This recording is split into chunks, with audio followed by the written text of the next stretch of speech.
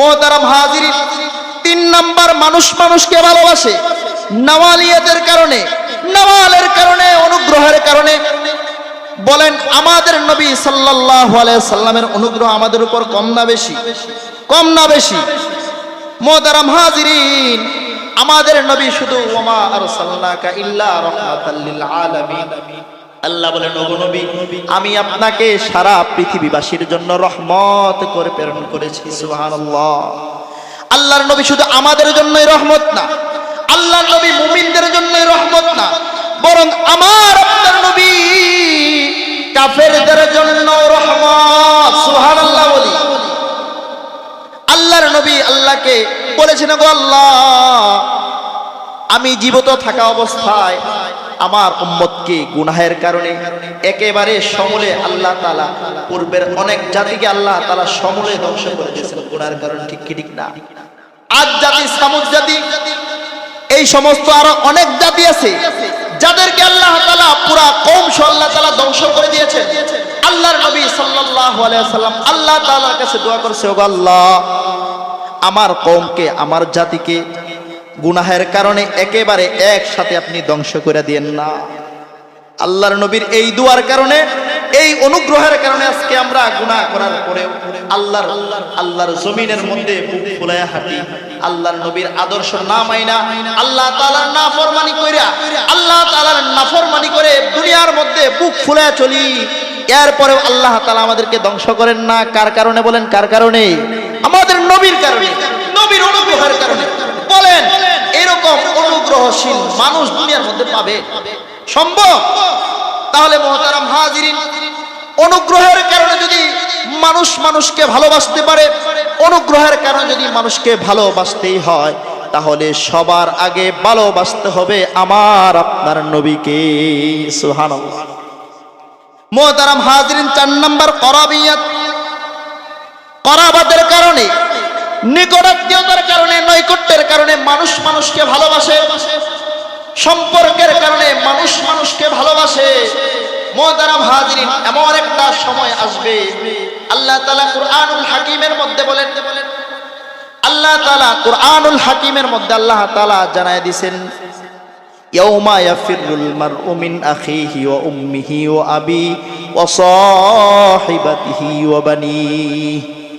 এমন একটা সময় আসবে মুহতারাম হাজিরিন, ভাই ভাইয়ের থেকে পলায়ন করবে, বাবা সন্তান থেকে পলায়ন করবে, বাবা মা সন্তানকে, যেই মাকে সন্তানের জন্য এত ভালোবাসা, যেই বাবা সন্তানের জন্য সকাল থেকে রাত পর্যন্ত মাথার ঘাম পায়ে ফেলে সন্তানের জন্য পরিশ্রম করে, এমন একটা সময় আসবে সেই বাবা সন্তানের পরিচয় দিবে না। যেই মা সন্তানের জন্য তো মহাব্বত, নিজের জীবনকে উৎসর্গ করে দেয় মা, সেই মা পর্যন্ত সন্তানের পরিচয় দিবে না।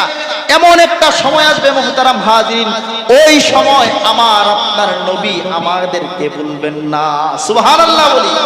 মুহতারাম হাজিরিন, আজকে দুনিয়ার নিকটাত্মীয়তার কারণে, সম্পর্কের কারণে মানুষ মানুষকে ভালোবাসে, অথচ আমার আপনার নবী এমন একজন নবী, যখন দুনিয়ার মানুষ কেউ কারো পরিচয় দিবে না, সন্তান বাবার পরিচয় দিবে না, মা সন্তানের পরিচয় দিবে না, ভাই ভাইয়ের পরিচয় দিবে না, ওই সময় আমার আপনার নবী আমার আপনার জন্য আল্লাহ তাআলার আরশের নিচে, আল্লাহ তাআলার আরশের নিচে সিজদায় পড়ে আমার আপনার জন্য ইয়া উম্মতি বলে ক্রন্দন করতে থাকবেন। সুবহানাল্লাহ। তাহলে বলেন, এই যে সম্পর্কের কারণে মায়ের সাথে সন্তানের ভালোবাসা, বাবার সাথে সন্তানের ভালোবাসা, ভাই ভাইয়ের সাথে ভালোবাসা, এই সম্পর্ক তো আখিরাতে কি কাজে আসবে? বলেন, কাজে আসবে। কিন্তু আল্লাহর নবীর ভালোবাসা যদি অন্তরে লালন করতে পারি, আল্লাহর নবীকে যদি ভালোবাসতে পারি, আল্লাহর নবী সবাই বলে গেলেও আল্লাহর নবী কিন্তু আমারে আপনারা বলবেন না। আইনে কা মুখতার খুদা তুমকো বানায়া, उम्मत की निगाहबान खुदा तुमको बनाया, उम्मत की निगाहबान खुदा तुमको बनाया। या रब मेरे आँखों में समा जाए मदीना, या रब मेरे आँखों में समा जाए मदीना, मुद्दत से मेरा दिल में तमन्नाए मदीना, मुद्दत से मेरा दिल में तमन्नाए मदीना। बलगल उला बिकमालिही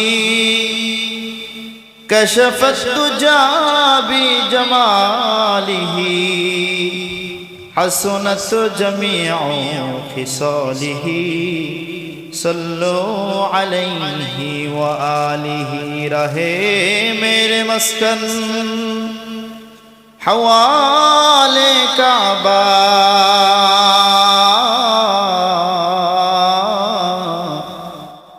बने मेरे मदफन दियारे मदीना।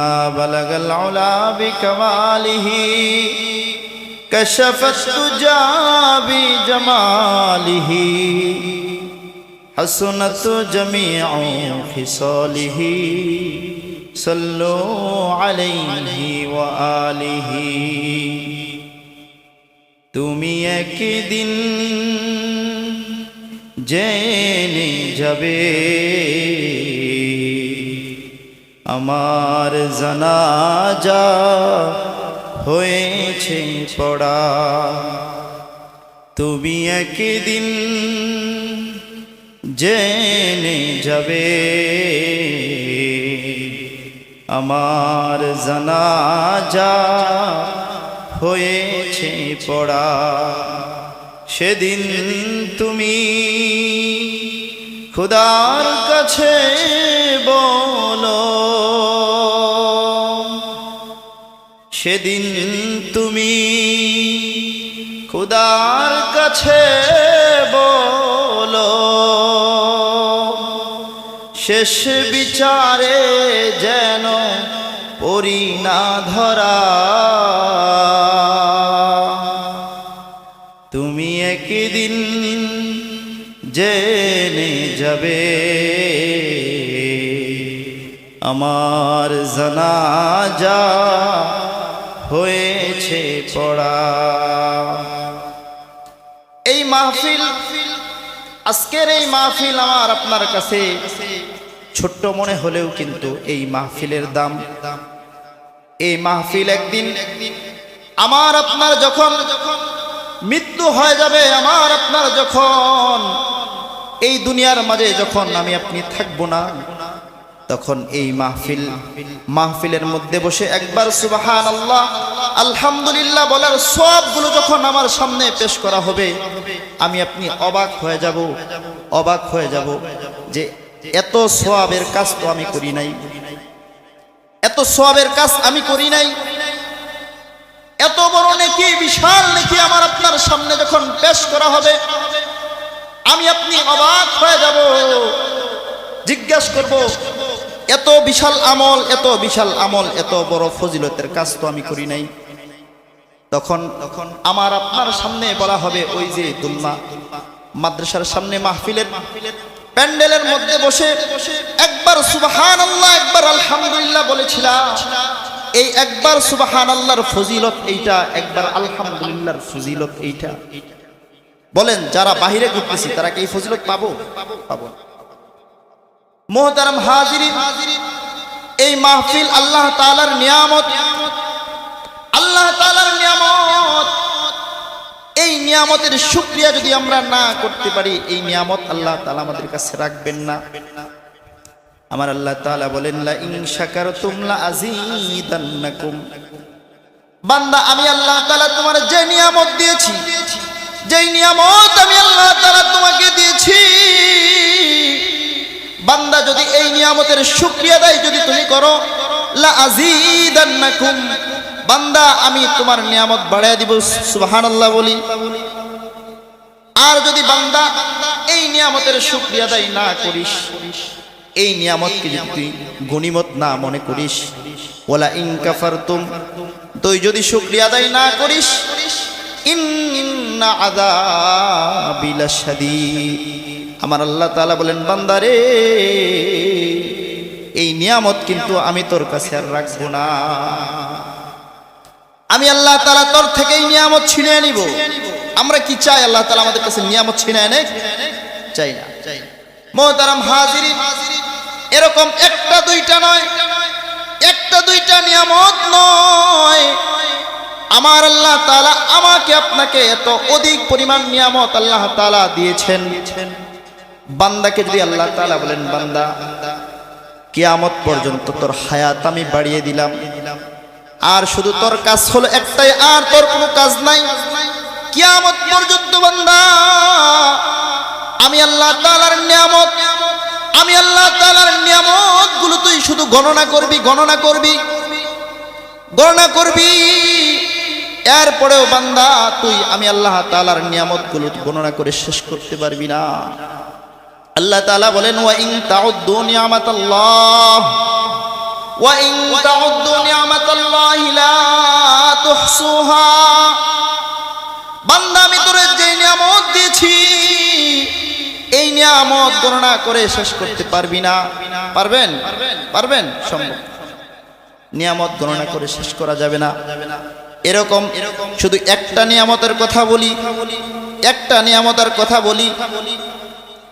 আমার আল্লাহ তাআলা এই যে আমরা সেকেন্ডে সেকেন্ডে নিঃশ্বাস নিচ্ছি, অক্সিজেন গ্রহণ করতেছি, এই অক্সিজেন কেমন দাম, এই অক্সিজেনের মূল্য কেমন, শুধু একটা কথাই বলি, বলেন এই অক্সিজেন নামক নিয়ামত যদি আল্লাহ তাআলা 2টা মিনিটের জন্য আল্লাহ তাআলা বন্ধ করে দেয়, কারো বাঁচা সম্ভব হবে নাকি বলেন? কারো সম্ভব হবে না। শুধু আমি আপনি নয়, আল্লাহ তাআলা যদি এই অক্সিজেন নামক নিয়ামত যদি আল্লাহ তাআলা 2টা মিনিটের জন্য আল্লাহ তাআলা বন্ধ করে দেন, আল্লাহ তাআলা যদি পৃথিবীর মধ্যে এই অক্সিজেন নামক নিয়ামতটা 2টা মিনিটের জন্য বন্ধ করে দেয়, বলেন একটা প্রাণীও বেঁচে থাকা সম্ভব হবে না। কেউ বাঁচবেন? একটা মানুষ বেঁচে থাকা সম্ভব হবে না। মুহতারাম হাজিরিন, এরকম একটা দুইটা নয়, অসংখ্য নিয়ামত আল্লাহ তাআলা দিয়েছেন। এই অসংখ্য নিয়ামতের মধ্যে অন্যতম একটা নিয়ামত হলো আমাকে আপনাকে আল্লাহ তাআলা বিশ্বনবী মুহাম্মদুর রাসূলুল্লাহ সাল্লাল্লাহু আলাইহি ওয়াসাল্লামের উম্মত বানিয়েছে। সুবহানাল্লাহ। এটা কেমন নিয়ামত? আল্লাহ তাআলার কাছে দরখাস্ত করা লাগে নাই, আল্লাহর কাছে বলি নাই, না বলার পরেও আমার আল্লাহ পাক, না দরখাস্ত করার পরেও আল্লাহ তাআলা আমাদেরকে বিশ্বনবী মুহাম্মদুর রাসূলুল্লাহ সাল্লাল্লাহু আলাইহি ওয়াসাল্লামের উম্মত বানিয়েছেন। কেমন দামি নিয়ামত! বিশ্বনবী মুহাম্মদুর রাসূলুল্লাহ সাল্লাল্লাহু আলাইহি ওয়াসাল্লামের উম্মত জান্নাতে যাওয়ার আগে কোনো নবীর উম্মত জান্নাতে যেতে পারবে না। সুবহানাল্লাহ বলি। মুহতারাম হাজিরিন, সেই নবীর অনুসরণ করা, সেই নবীকে ভালোবাসার দরকার আছে না নাই বলেন? মুহতারাম হাজিরিন, এই যে আমরা আজকে দুনিয়ার মধ্যে যারা ব্যবসায়ী আছি, যারা কৃষক আছি, ব্যবসায়ী ভাই সারাক্ষণ লিপ্ত থাকে, সারাক্ষণ পেরেশান থাকে কিভাবে ব্যবসা করে সে সফলতা অর্জন করতে পারবে। কৃষক ভাই সারাক্ষণ চিন্তায় থাকে কৃষি কাজের মাধ্যমে কিভাবে সফলতা অর্জন করবে। চাকরিজীবী ভাই কিভাবে চাকরির মাধ্যমে সে সফলতা অর্জন করতে পারবে, সেই চিন্তায় পেরেশান থাকে। মুহতারাম হাজিরিন, আচ্ছা বলেন, আজকে যদি আমার হায়াত শেষ হয়ে যায়, আমার 2টা চোখ যদি বন্ধ হয়ে যায়, বলেন এই যে ব্যবসার মাধ্যমে সফলতা অর্জন যারা করতে চাইতেছি, কৃষিকাজের মাধ্যমে যারা সফলতা অর্জন করতে চাইতেছি, চাকরির মাধ্যমে যারা সফলতা অর্জন করতে চাইতেছি, বলেন আমার 2টা চোখ যদি বন্ধ হয়ে যায়, আমার এই সফলতার কোনো দাম আছে? আছে বলেন? এই যে সারাক্ষণ আমার আপনার সারাটা জিন্দেগি আমি আপনি সারাটা জিন্দেগি কষ্ট করতে করতে একটা সময় আমার হায়াত শেষ হয়ে যায়, তারপরেও মানুষের সফলতা অর্জন হয় না। মানুষ সফলতা অর্জন করতে চায়, অথচ মানুষের যখন 2টা চোখ বন্ধ হয়ে যায়, আজরাইল যখন তার সামনে হাজির হয়ে যায়, আজরাইল যখন তার সামনে হাজির হয়ে যায়, দুনিয়ার মধ্যে সে যত বড় সফলতা অর্জনই সে করুক না কেন, বলেন দুইটা চোখ বন্ধ হয়ে যাওয়ার পরে দুনিয়ার এই সফলতা তার কোনো কাজে আসবে নাকি? আসবে? বলেন কোনো কাজে আসবে? এই যে দুনিয়ার সফলতা আমার দুইটা চোখ বন্ধ হয়ে যাওয়ার সাথে সাথেই শেষ। এটা কি কোনো সফলতা হলো? বলে অথচ আমার আল্লাহ তাআলা কুরআনুল হাকিমের মধ্যে জানায় দেন, বান্দা ফামান যুহজিহা আনিন নারি ওয়া উদখিলাল জান্নাতা ফাকাদ ফাজ। আমার আল্লাহ পাক রব্বুল আলামিন বলেন, আমার বান্দারা, আমার মুমিন বান্দারা, আমার মুমিন বান্দা যখন জাহান্নামের আগুন থেকে নিজেকে বাঁচাইতে পারবে, জাহান্নামের আগুন থেকে যখন সে নিজে বাঁচতে পেরে, যখন সে জাহান্নামের আগুন থেকে বেঁচে জান্নাত অর্জন করবে, তখনই হবে ওই বান্দাটা পরিপূর্ণ সফল কাম। জাহান্নাম থেকে বেঁচে যখন আমি আপনি জান্নাতের বাসিন্দা হয়ে যাইতে পারবো, আমার আল্লাহ বলেন তখনই বান্দাটা সফল কাজ। এই যে আমরা দুনিয়ার মধ্যে সফলতা করতে করতে আমাদের জিন্দেগি শেষ করে দিচ্ছি, সকাল থেকে নিয়ে সন্ধ্যা পর্যন্ত, রাত 10টা-11টা পর্যন্ত কাজ করি, সফলতার পিছনে ছুটি, অথচ আমার আপনার এই সফলতা দুইটা চোখ বন্ধ হয়ে গেলে আর থাকবে না। ঠিক না? মুহতারাম হাজিরিন, আমার আপনার মালিক আল্লাহ তাআলা যে বললেন, ফামান যুহজিহা আনিন নার, ফামান যুহজিহা আনিন নারি ওয়া উদখিলাল জান্নাতা ফাকাদ ফাজ। বান্দা যখন জাহান্নাম থেকে বেঁচে জান্নাত অর্জন করতে পারবে তখন সফল কাম। বলেন তো দেখি, বান্দার, মুমিন বান্দার চূড়ান্ত পর্যায়ের সফলতা কোথায়? জান্নাত। কোথায় বলেন? আমি আপনি যখন জাহান্নাম থেকে বাঁচতে পারবো, জান্নাত অর্জন করতে পারবো, তখনই তো আমি সফল কাম। এই সফলতা অর্জন কখন হবে? জান্নাতের মালিক কে বলেন? আল্লাহ। বলেন কে? আল্লাহ তাআলা। জান্নাতের মালিক কিন্তু আমরা কেউ না, আল্লাহ তাআলা জান্নাতের মালিক। আল্লাহ তাআলার কাছ থেকে যদি জান্নাত পাইতে চাই, কাকে সন্তুষ্ট করতে হবে? বলেন আল্লাহকে। আল্লাহর সন্তুষ্টি অর্জন করতে হবে। খুতবার মধ্যে এই আয়াতটাই পড়েছি, সূরাতুল আলে ইমরানের 31 নম্বর আয়াতের মধ্যে আল্লাহ তাআলা এই কথাটাই বলছেন। আমার আল্লাহ তাআলা কুরআনুল হাকিমের 3 নম্বর সূরা সূরাতুল আলে ইমরানের 31 নম্বর আয়াতের মধ্যে আল্লাহ তাআলা জানায় দিলেন, কুল ইন কুনতুম তুহিব্বুনাল্লাহ। আমার আল্লাহ তাআলা তার নবীকে জানায় দিলেন, ওগো নবী আপনি বলে দেন, আপনি আপনার উম্মতদেরকে শুনায় দেন, কুল ইন কুনতুম তুহিব্বুনাল্লাহ। আপনি নবী জানায় দেন, আপনার উম্মতরা যদি আল্লাহ তাআলার ভালোবাসা অর্জন করে জান্নাত পাইতে চায়, ফাত্তাবিউনি, তারা যেন আপনি নবীর অনুসরণ করে। কার অনুসরণ? বলেন আল্লাহ তাআলা জানায় দিলেন, তোমরা যদি জান্নাত অর্জন করতে চাও, আমি আল্লাহ তাআলার জান্নাত যদি তোমরা অর্জন করতে চাও, তাহলে আমার সন্তুষ্টি অর্জন করা লাগবে। আর আমার সন্তুষ্টি তোমরা কেমনে অর্জন করবা? এটা আল্লাহ তাআলা এই আয়াতের মধ্যে বললেন, নবীজির অনুসরণ করা লাগবে। কার অনুসরণ করা লাগবে? নবীজির অনুসরণ করা লাগবে। যদি তোমরা নবীজির অনুসরণ করো, ফাত্তাবিউনি ইউহিব্বুকুমুল্লাহ, ফাত্তাবিউনি ইউহিব্বুকুমুল্লাহ।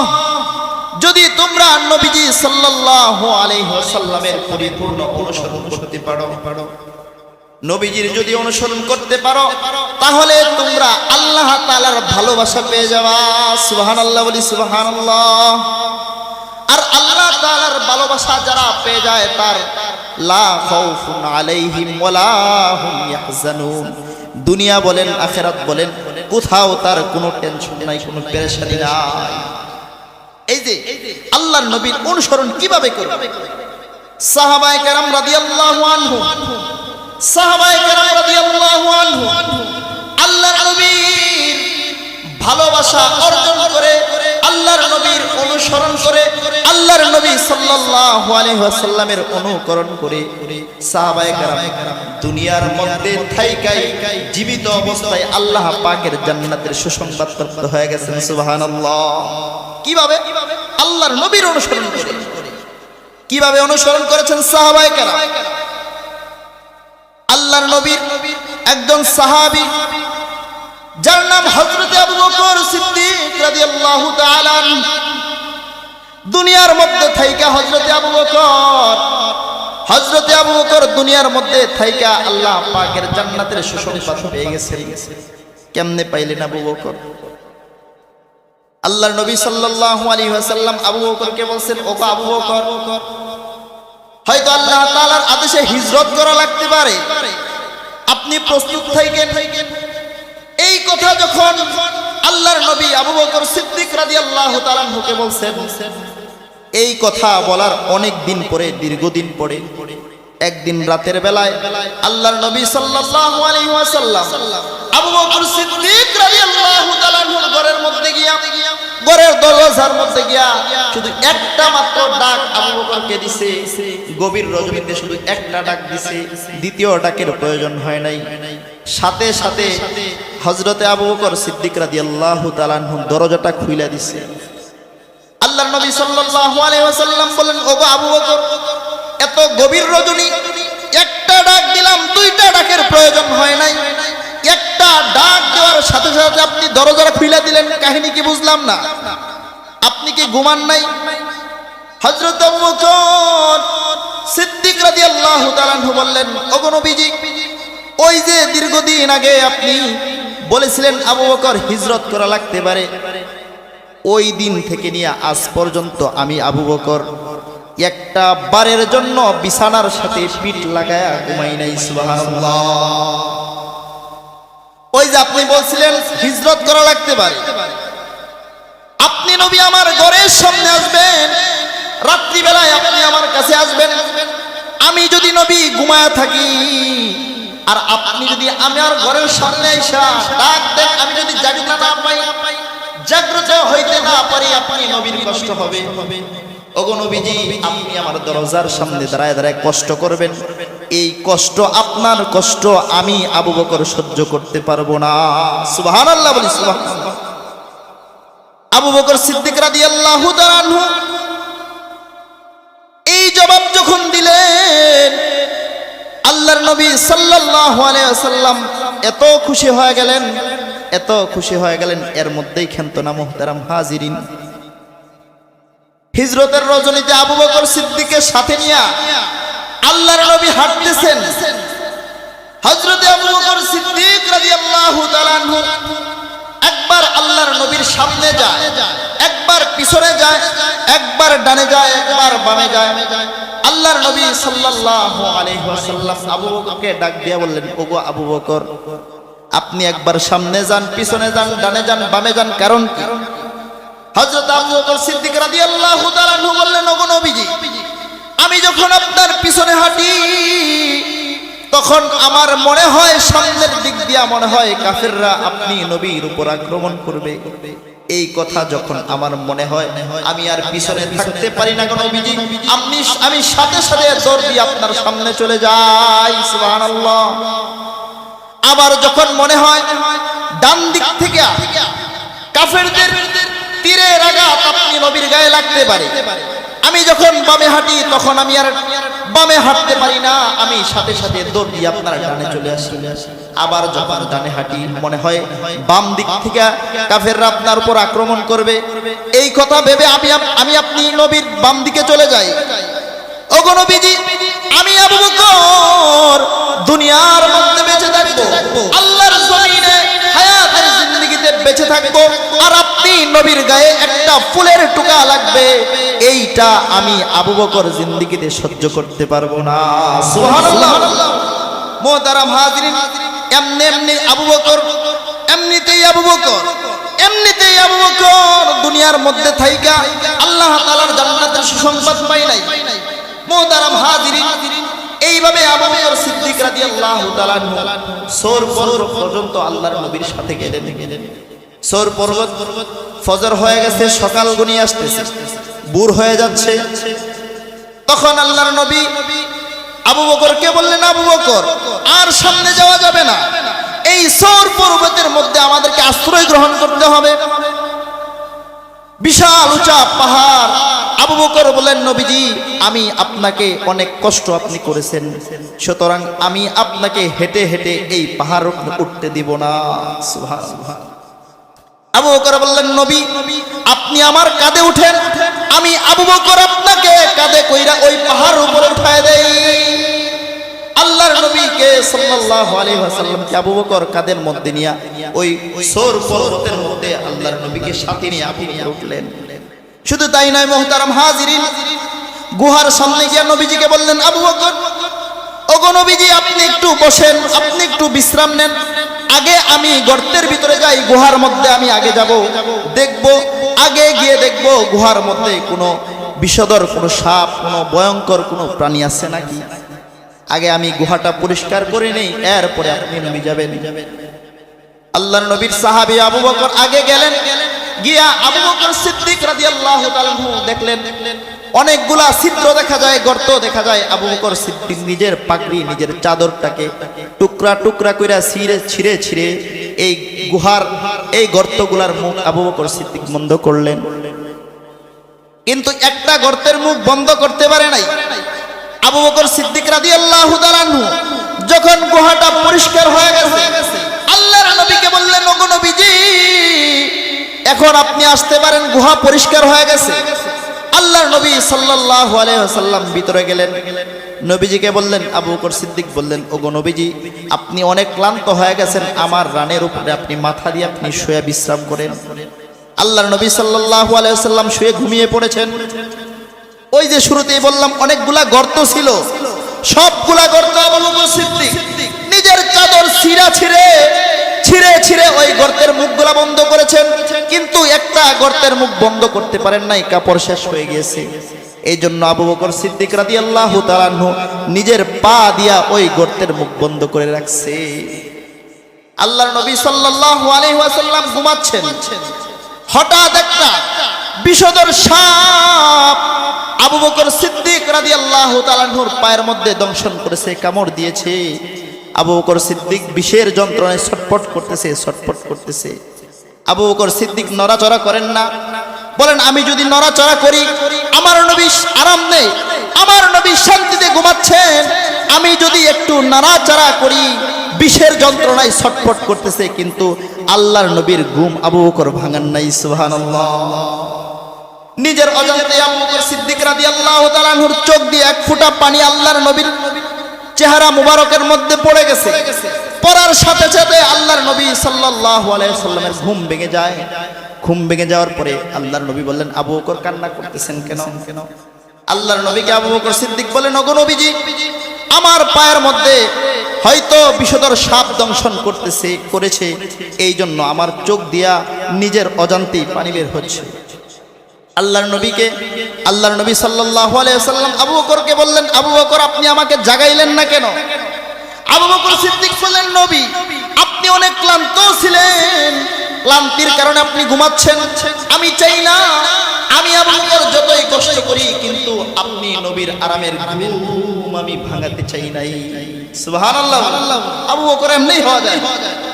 আল্লাহর নবী নিজের মুখ থেকে একটু লালা মুবারক আবু বকর সিদ্দিকের সাপ যেই জায়গায় দংশন করেছে, সাপে যেখানে কেটেছে ওই জায়গার মধ্যে একটু লালা লাগাই দিলেন, থুতু লাগিয়ে দিলেন।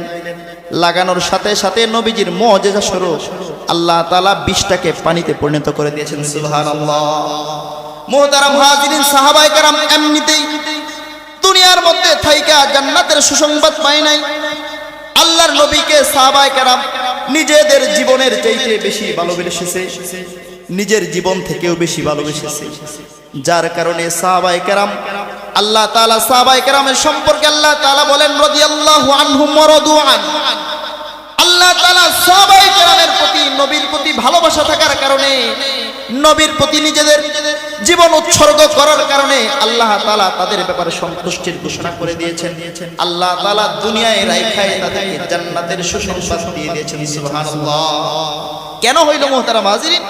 আল্লাহর নবীর অনুসরণ, আল্লাহর নবীর ভালোবাসা, আল্লাহর নবীর ভালোবাসা অন্তরে লালন করার কারণে সাহাবায়ে কেরাম দুনিয়ায় থাইকাই জান্নাতের সুসংবাদ। মুহতারাম হাজিরিন, এখন আমরা আল্লাহর নবী সাল্লাল্লাহু আলাইহি সাল্লাম দুনিয়ায় নাই, এখন আমরা আল্লাহর নবীর ভালোবাসা কিভাবে অর্জন করব জানার দরকার আছে না নাই? আল্লাহর নবী সাল্লাল্লাহু আলাইহি ওয়াসাল্লাম বলেন, মান আহাবা সুন্নতি ফাকাদ আহাব্বানি ওয়া মান আহাব্বানি কানা মাই ফিল জান্নাহ। আল্লাহর নবী সাল্লাল্লাহু আলাইহি ওয়াসাল্লাম জানায় দিলেন, আমার যেই উম্মত আমি নবীর সুন্নতকে ভালোবাসবে, সে ফাকাদ আহাব্বানি, সে যেন আমি নবীকেই ভালোবাসলো। সুবহানাল্লাহ। আর যে আমার যে উম্মত আমি নবীকে ভালোবাসবে, ওয়ামান আহাব্বানি, আর যে আমাকে ভালোবাসবে, কানা মাই ফিল জান্নাহ, আর আমার সেই উম্মত আমি নবীর সাথে সে জান্নাতি হয়ে যাবে। সুবহানাল্লাহ। মুহতারাম হাজিরিন, আজকে আমরা নবীজির ভালোবাসার দাবি করি, সবাই বলি নবীজিকে ভালোবাসি, কিন্তু নবীজির সুন্নাত আমরা মানতে পারি না। ঠিক ঠিক না? তুমি নবীর উম্মত দাবি করো, সুন্নাহ মানো না, নবীর অপমানে তোমার হৃদয় কাঁদে না। ঠিক ঠিক না? তুমি নবীর আশেক দাবি করো, সুন্নাহ মানো না, নবীর অপমানে তোমার হৃদয় কাঁদে না। তুমি বিজাতীয় সংস্কৃতিতে সপেছ পড়ান, কেমন মুসলমান তুমি, কেমন মুসলমান, নামাজের সাথে নেই পরিচয়, মানো না কোরআন, কেমন মুসলমান তুমি, কেমন মুসলমান। ঠিক ঠিক না? মুহতারাম হাজির, আমরা নিজেরে নবীর আশেক, নবীকে ভালোবাসি, অনেক দাবি করি, কিন্তু সুন্নাত মানতে রাজি না। মুহতারাম হাজির, আল্লাহর নবী দুনিয়ায় নাই, এখন আল্লাহর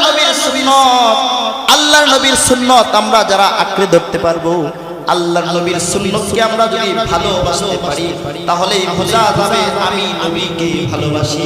আর আমি যদি নবীকে ভালোবাসতে পারি, আল্লাহর নবী বলেন, কানা মাই ফিল জান্নাহ, আমার উম্মতকে ছাড়া আমি নবী জান্নাতে যাব না।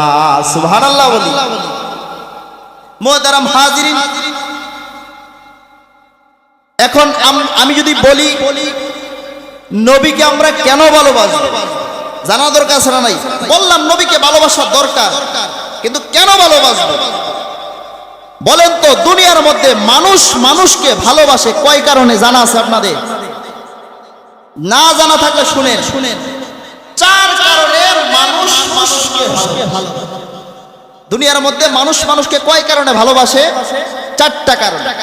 1 নাম্বার জামাল, অর্থাৎ সৌন্দর্যের কারণে। ঠিক ঠিক না? একজন মানুষ আরেকজন মানুষকে ভালোবাসে সৌন্দর্যের কারণে, সৌন্দর্য দেখা, উমকের চেহারাটা সুন্দর, তাকে দেখতে খুব ভালো দেখা যায়, এই জন্য মানুষকে ভালোবাসে। ঠিক ঠিক না? 2 নাম্বার হলো কামাল, মানুষের চেহারা যদি সুন্দর নাও থাকে, কিন্তু তার যদি গুণ থাকে, তার যদি কিছু কোয়ালিফিকেশন থাকে, তার কিছু যদি গুণ থাকে, ওই গুণের কারণে মানুষকে ভালোবাসে। ঠিক ঠিক না? 2 নাম্বার হলো কামালের কারণে, অর্থাৎ গুণের কারণে মানুষকে ভালোবাসে।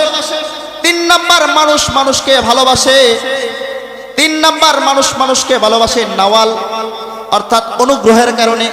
একজন মানুষ আপনাকে অনুগ্রহ করেছে, এই অনুগ্রহের কারণে একজন মানুষ আরেকজন মানুষকে ভালোবাসে। 4 নাম্বার হলো করাবাত, অর্থাৎ নৈকট্যতার কারণে, আত্মীয়তার কারণে একজন মানুষ আরেকজন মানুষকে ভালোবাসে। কয়টা কারণ বললাম বলেন? 4টা কারণ। 4 কারণে একজন মানুষ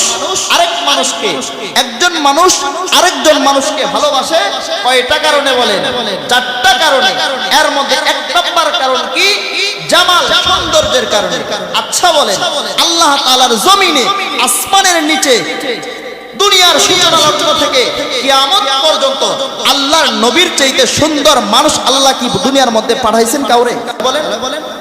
আল্লাহর নবী সাল্লাল্লাহু আলাইহি ওয়াসাল্লাম আম্মা জানা আয়েশা রাদিয়াল্লাহু তাআলা আনহা বলেন, ওগো দুনিয়ার মানুষ, তোমরা শুনে রাখো, তোমাদের দুনিয়ার মানুষ, তোমাদের একটা সূর্য আছে, আমারও একটা সূর্য আছে।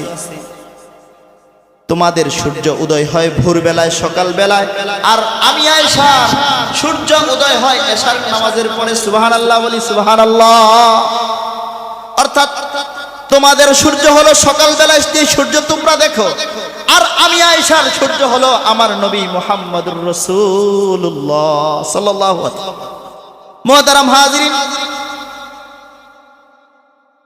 হযরত ইউসুফ আলাইহিস সালাতু ওয়াস সালামের সৌন্দর্য দেখা মিশরের মহিলারা তাদের হাতের আঙ্গুল কেটে ফেলেছিল। আচ্ছা বলেন, আল্লাহর নবী সাল্লাল্লাহু আলাইহি ওয়াসাল্লামের সৌন্দর্য হযরত ইউসুফের চাইতে কম না বেশি? কম না বেশি? মিশরের মহিলারা যদি আল্লাহর নবী সাল্লাল্লাহু আলাইহি ওয়াসাল্লামকে দেখতো, তারা তাদের আঙ্গুল নয় বরং প্রত্যেকটা মানুষ তাদের কলিজা কেটে ফেলতো। সুবহানাল্লাহ, বলি সুবহানাল্লাহ। তাহলে বলেন, সৌন্দর্যের কারণে মানুষ মানুষকে ভালোবাসে। সৌন্দর্যের কারণে যদি কেউ কাউকে ভালোবাসতে হয়, তাহলে আমার আপনার নবীর চাইতে বেশি সুন্দর কেউ আছে? আছে? আরে থাকবে কোত্থেকে? আল্লাহ তাআলা তো আমার নবীর চাইতে সুন্দর করে কাউরে বানাই নাই। তাহলে সৌন্দর্যের কারণে যদি মানুষ মানুষকে ভালোবাসতে পারে, ভালোবাসতে হয়, তাহলে আমার নবীকেই সবার আগে সৌন্দর্যের কারণেই ভালোবাসতে হবে।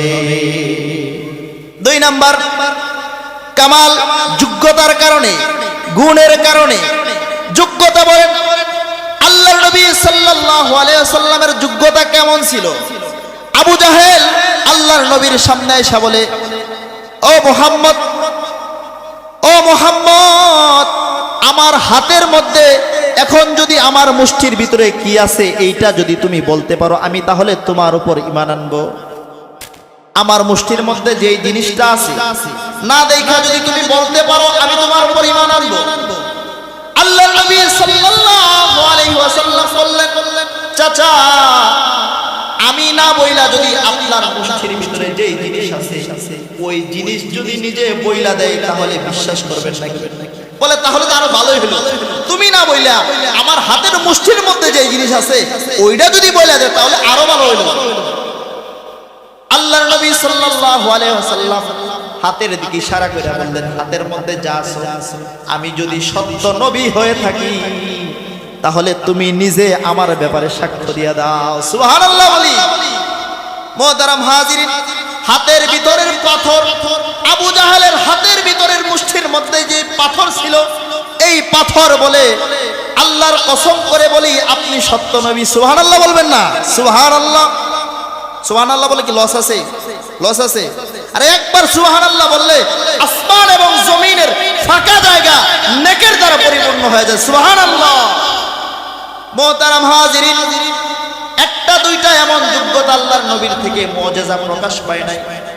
আবু জাহেল বলে, দুনিয়ার তো অনেক কিছু দেখাইলা, অনেক কিছুই তো মহাব্বত তুমি দেখাইলা, তুমি যদি ওই আসমানের মধ্যে যে চাঁদ দেখা যায়, এই চাঁদটাকে যদি তুমি দ্বিখণ্ডিত কইরা দেখাইতে পারো, তাহলে আমি তোমার উপর ঈমান আনবো, আমরা তোমার উপর ঈমান আনবো। আল্লাহর নবী সাল্লাল্লাহু আলাইহি ওয়াসাল্লাম চাঁদকে শাহাদাত আঙ্গুল দিয়া লক্ষ্য করে বললেন, আল্লাহর আদেশে দ্বিখণ্ডিত হয়ে যাও। আল্লাহর নবী সাল্লাল্লাহু আলাইহি ওয়াসাল্লাম বলার সাথে সাথে চাঁদটা দ্বিখণ্ডিত হয়ে গেছে। আবু জাহেল বলে, মুহাম্মদ, দুনিয়ার মধ্যে ভাবছিলাম তোমার জাদু সীমাবদ্ধ, নাউজুবিল্লাহ বলে, এখন দেখি মুহাম্মদ তোমার জাদু আসমানেও চলে গেছে, নাউজুবিল্লাহ। মুহতারাম হাজিরিন, এরকম একটা দুইটা নয়, আল্লাহর নবী সাল্লাল্লাহু আলাইহি ওয়াসাল্লাম থেকে অসংখ্য মুজিজা, অগণিত মুজিজা, অসংখ্য কামালিয়াত প্রকাশ পেয়েছে। মুহতারাম হাজিরিন, যোগ্যতার কারণে, কামালিয়াতের কারণে যদি মানুষ মানুষকে ভালোবাসতে পারে, বলেন আমার নবীর চাইতে যোগ্যতা আরো কোনো মানুষের বেশি আছে নাকি? আছে? বলেন আছে? নাই? তাহলে বুঝতে পারলাম, কামালিয়াতের কারণে, যোগ্যতার কারণে যদি মানুষকে ভালোবাসতে হয়, তাহলে আমার নবীকেই সবার আগে ভালোবাসতে হবে। ঠিক ঠিক না? মুহতারাম হাজিরিন, 3 নাম্বার, মানুষ মানুষকে ভালোবাসে নওয়ালিয়াতের কারণে, নওয়ালের কারণে, অনুগ্রহের কারণে। বলেন, আমাদের নবী সাল্লাল্লাহু আলাইহি ওয়াসাল্লামের অনুগ্রহ আমাদের উপর কম না বেশি? কম না বেশি? মুহতারাম হাজিরিন, আমাদের নবী শুধু ওমা আরসালনাকা ইল্লা রাহমাতাল লিল আলামিন, আল্লাহ বলেন, ওগো নবী, আমি আপনাকে সারা পৃথিবীবাসীর জন্য রহমত করে প্রেরণ করেছি। সুবহানাল্লাহ। আল্লাহর নবী শুধু আমাদের জন্যই রহমত না, আল্লাহর নবী মুমিনদের জন্যই রহমত না, বরং আমার আপনার নবী কাফেরদের জন্য রহমত। সুবহানাল্লাহ বলি। আল্লাহর নবী আল্লাহকে বলেছেন, গো আল্লাহ, আমি জীবিত থাকা অবস্থায় আমার উম্মতকে গুনাহের কারণে একেবারে সমূলে আল্লাহ তাআলা পূর্বের অনেক জাতিকে আল্লাহ তাআলা সমূলে ধ্বংস করে দিয়েছেন গুনাহের কারণে। ঠিক কি ঠিক না? আদ জাতি, সামুদ জাতি, এই সমস্ত আরো অনেক জাতি আছে যাদেরকে আল্লাহ তাআলা পুরা কওম সহ আল্লাহ তাআলা ধ্বংস করে দিয়েছেন। আল্লাহর নবী সাল্লাল্লাহু আলাইহি ওয়াসাল্লাম আল্লাহ তাআলার কাছে দোয়া করছে, ও আল্লাহ, আমার কওমকে, আমার জাতিকে গুনাহের কারণে একেবারে একসাথে আপনি ধ্বংস করে দিয়েন না।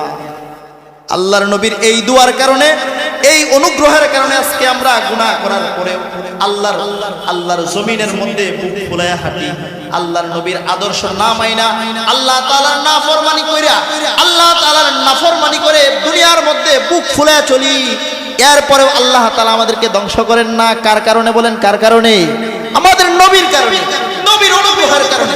বলেন, এরকম অনুগ্রহশীল মানুষ দুনিয়ার মধ্যে পাবে সম্ভব? তাহলে মুহতারাম হাজিরিন, অনুগ্রহের কারণে যদি মানুষ মানুষকে ভালোবাসতে পারে, অনুগ্রহের কারণে যদি মানুষকে ভালোবাসতেই হয়, তাহলে সবার আগে ভালোবাসতে হবে আমার আপনার নবীকে। সুবহানাল্লাহ। মুহতারাম হাজিরিন, 4 নম্বর করাবিয়াত। করাবাতের কারণে, নিকটাত্মীয়তার কারণে, নৈকট্যের কারণে মানুষ মানুষকে ভালোবাসে। সম্পর্কের কারণে মানুষ মানুষকে ভালোবাসে।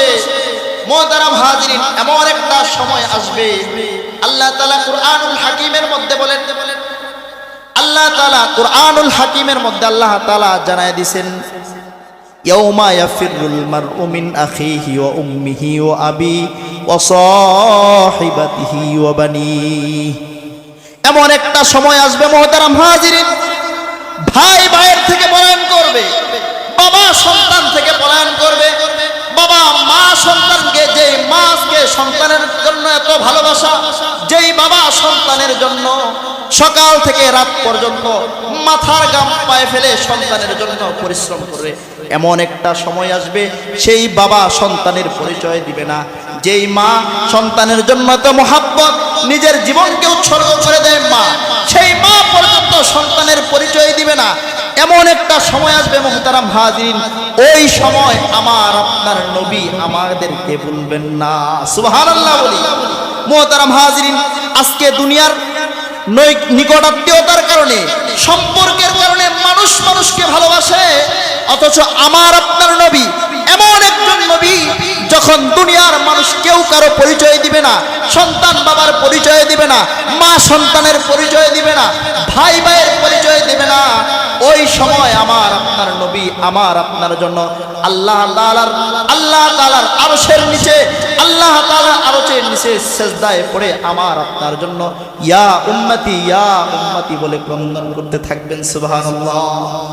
তাহলে বলেন, এই যে সম্পর্কের কারণে মায়ের সাথে সন্তানের ভালোবাসা, বাবার সাথে সন্তানের ভালোবাসা, ভাই ভাইয়ের সাথে ভালোবাসা, এই সম্পর্ক তো আখিরাতে কি কাজে আসবে? বলেন, কাজে আসবে। কিন্তু আল্লাহর নবীর ভালোবাসা যদি অন্তরে লালন করতে পারি, আল্লাহর নবীকে যদি ভালোবাসতে পারি, আল্লাহর নবী সবাই বলে গেলেও আল্লাহর নবী কিন্তু আমারে আপনারা বলবেন না।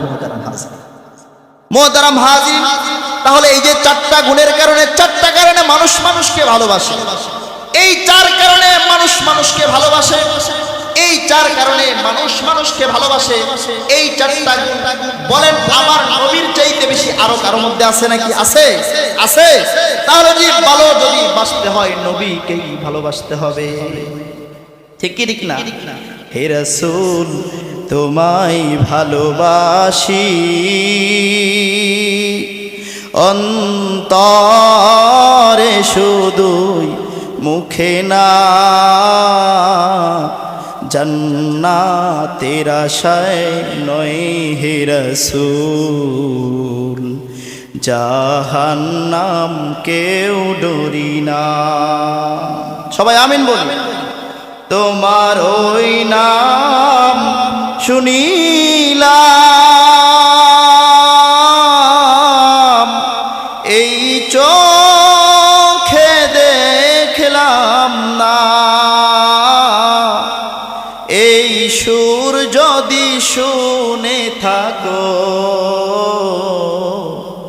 একবার দেখা দাও না। সবাই আমিন বলি। সবাই আমরা দোয়া করবো আল্লাহ তাআলা যেন সত্য যুগে হলেও আল্লাহর নবীর দিদার আমাদের নসিব করে। সবাই বলি আমিন। তাহলে নবীজিকে ভালোবাসার দরকার আছে না নাই? আছে না নাই? কেমন ভালোবাসতে হবে? বুখারী মুসলিম সহিহাইন দুইটা কিতাবের মধ্যে আছে। আল্লাহর নবী সাল্লাল্লাহু আলাইহি ওয়াসাল্লাম বলেন, লা ইউমিনু আহাদুকুম হাত্তা আকুনা আহাব্বা ইলাইহি মিন ওয়ালিদিহি ওয়া ওয়ালাদিহি ওয়ান নাসি আজমাইন। কেমন ভালোবাসতে হবে?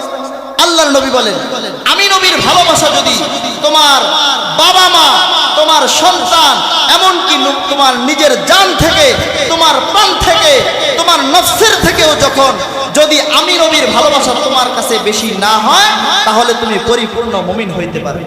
তাহলে ভালোবাসা, আল্লাহর নবীর ভালোবাসা সবার আগে স্থান দিতে হবে। এইভাবে যদি আল্লাহর নবীকে ভালোবাসতে পারি, আল্লাহর নবীর সুন্নতকে যদি অনুসরণ করতে পারি, এই আল্লাহর নবীর সুন্নতকে অনুসরণ করার কারণে আল্লাহর নবী বলেছেন, মান আহাব্বা সুন্নতি ফাকাদ আহাব্বানি ওয়া মান আহাব্বানি কানা মাই ফিল জান্নাহ। আমার ওই উম্মত আমি নবীর সুন্নতকে ভালোবাসার কারণে আমি নবী তাকে সাথে নিয়ে জান্নাতে যাব। সুবহানাল্লাহ বলি।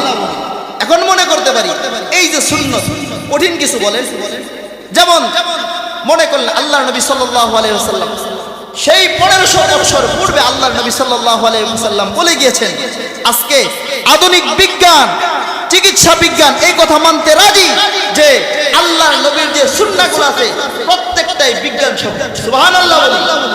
আল্লাহর নবী সাল্লাল্লাহু আলাইহি আয়েশা রাদিয়াল্লাহু তাআলা আনহা থেকে বর্ণিত, আয়েশা রাদিয়াল্লাহু তাআলা আনহা বলেন, আল্লাহর নবী ঘুমানোর পূর্বে কখনো মেসওয়াক করা ছাড়া ঘুমাইতেন না। সুবহানাল্লাহ বলি। চিকিৎসা বিজ্ঞান কি বলে? খাওয়া দাওয়ার পূর্বে, খাওয়া দাওয়ার পরে, ঘুমানোর পূর্বে ব্রাশ করে পরে ঘুমাইতে। কেন? আপনি যদি ব্রাশ না করে ঘুমাইতে যান তাহলে আপনার মুখে জীবাণু থাকবে, এই জীবাণু আপনার ক্ষতি করবে।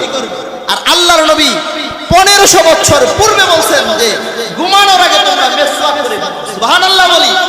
আর আধুনিক বিজ্ঞান তো, চিকিৎসা বিজ্ঞান তো এখন বলতেছে, অথচ আমার আপনার নবী 1500 বছর পূর্বেই বলেছেন। সুবহানাল্লাহ। এইভাবে প্রত্যেকটা কাজেই আপনি যখন সুন্নাহ অনুসরণ করবেন, সুন্নাহ মোতাবেক আপনি কাজ করবেন, এর মধ্যে কোনো ক্ষতি নাই, লাভই লাভ। এজন্য মুহতারাম হাজিরিন, আল্লাহর নবীর সুন্নাহ মানতে রাজি আছি তো? আছি তো?